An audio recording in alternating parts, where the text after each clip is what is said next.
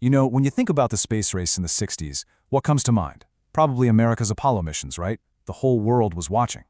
But while all eyes were on the moon, the Soviet Union was up to something completely different, and frankly, terrifying. They were conducting these almost suicidal experiments on our planetary neighbor, Venus. And get this, they actually did it. They were the first to land on another world, the first to take pictures of it, even the first to hear its sounds. But then, after 2 decades of just relentless effort and incredible success, they just stopped. So that's the big question we're tackling here.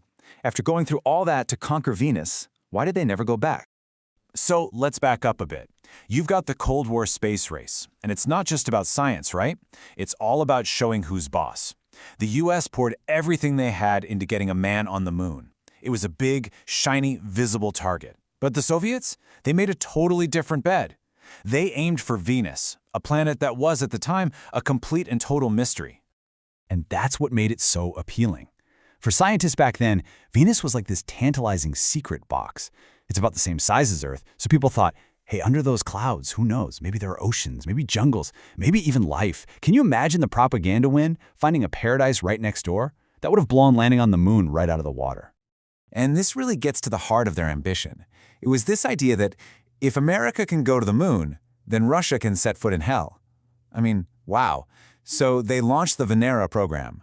Venera is just Russian for Venus. And the goal was simple: prove they could go where no one else would even dare. The only problem? They had absolutely no idea what they were walking into.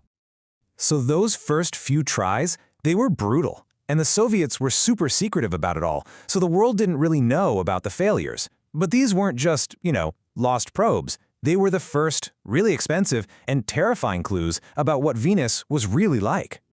Just look at this track record. It was grim. Venera 1 just goes silent a week after launch. Venera 2 dies right after leaving Earth. And then there's Venera 3. Its systems totally failed on the way down. It sent nothing back. But, and this is a big but, it accidentally became the very first man-made object to ever touch another planet. A total failure, but also this incredible accidental first. Okay, so then comes Venera 4 in 1967, and it looks like a huge win. It actually gets into the atmosphere, starts sending data back, and then nothing. Just silence.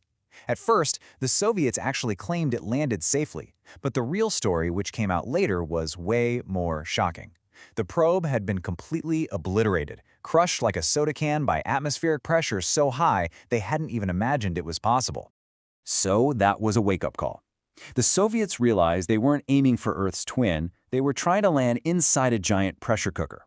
So they went back to the drawing board and came up with Venera 7. And this thing was built like a tank. I mean, it was heavy, reinforced, and they stripped out most of the science gear. It had one job and one job only: survive the landing. And its landing in December 1970 was pure chaos.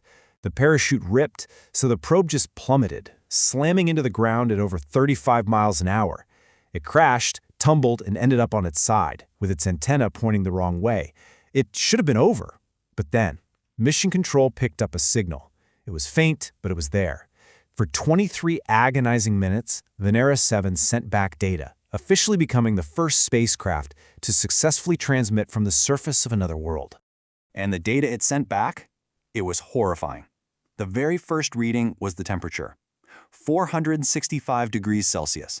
That's over 850 Fahrenheit. It's hot enough to melt lead. It's literally twice as hot as your oven on its highest setting. So much for paradise. Venus was an inferno. Now here's the clever part. A glitch meant Venera 7 was only sending temperature data. But the Soviet scientists were geniuses. They figured out that by tracking how the temperature changed as the probe fell, they could calculate the atmospheric pressure. And the number they got was just staggering. 90 times the pressure we feel here on Earth. That's like being a full kilometer deep in the ocean, just crushing. And there was one more surprise hiding in that weak signal. As the probe was falling, the radio frequency was shifting just a tiny bit, the Doppler effect. From that little shift, they calculated that the upper atmosphere had winds blowing at 360 kilometers per hour.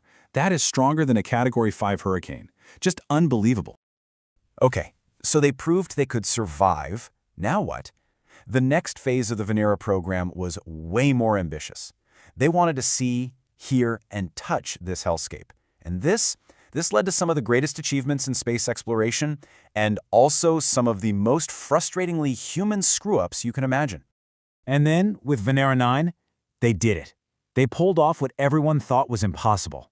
They got the first ever photograph from the surface of another planet.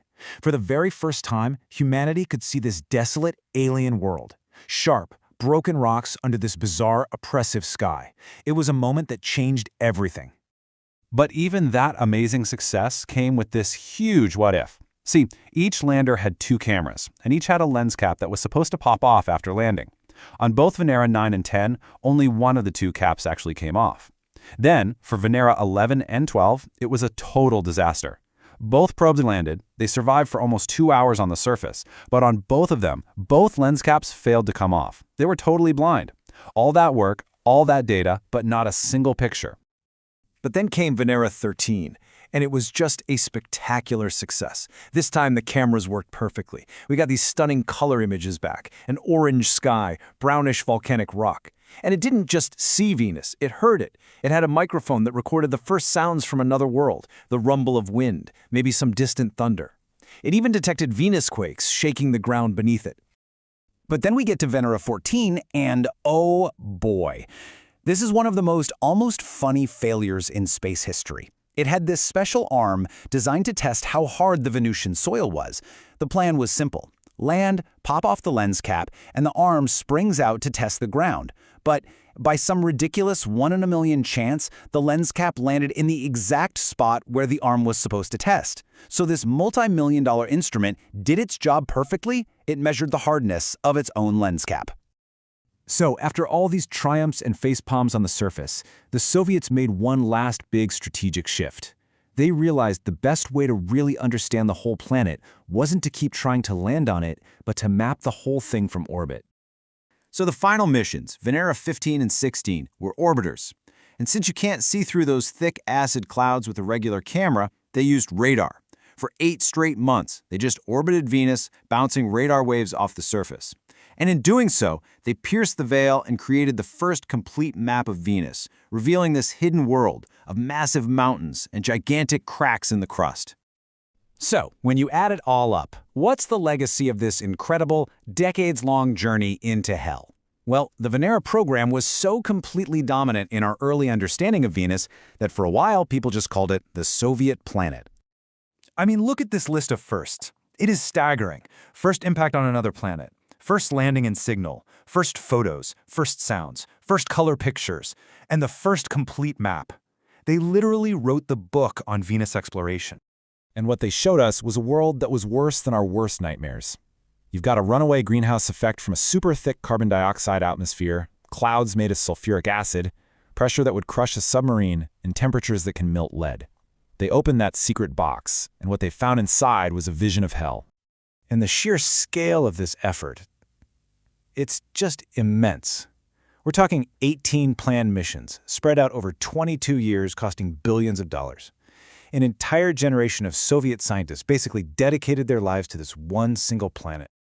Which brings us all the way back to that big question from the beginning. After all that, after achieving the impossible, after spending decades and billions of dollars to finally conquer Venus, and after learning in excruciating detail what a total hellscape it is, why has no one, not the Russians, not the Americans, nobody, ever gone back to the surface?